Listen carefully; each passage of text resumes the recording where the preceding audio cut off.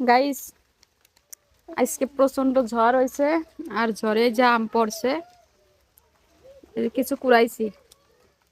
আমার কাছে আম কুড়াইতে ভালোই লাগে, কিন্তু আমার শাশুড়ি ঝড়ে নামতে দেয় নাই।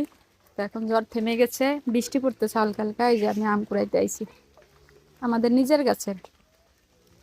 এই জন্য পড়ে থাকলেও পরে নিয়ে যাবে, এই জন্য আমি এখন একটা একটা করে এই যে উঠাচ্ছি। এইগুলা পাইছি, আরো আছে। এই যে আল্লাহ রে, কিসের ভিতর আইছে,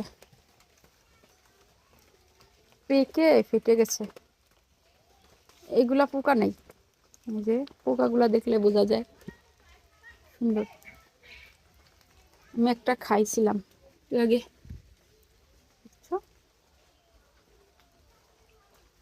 রসে ফেটে গেছে।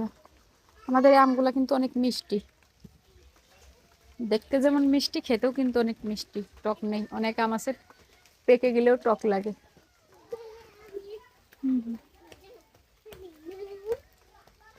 এই যে কুড়িয়ে এইগুলা পাইছি। আম্মু চলো চলো চলো, বৃষ্টি পড়তেছে, রুমে চলো। আম কুড়াতে সুখ, পাকা আমের মধুর রসে রঙিন করি মুখ। মামার বাড়ি যাই, মামার বাড়ি ঝড়ের দিনে আম কুড়াতে সুখ, পাকা আমের মধুর রসে রঙিন করি মুখ।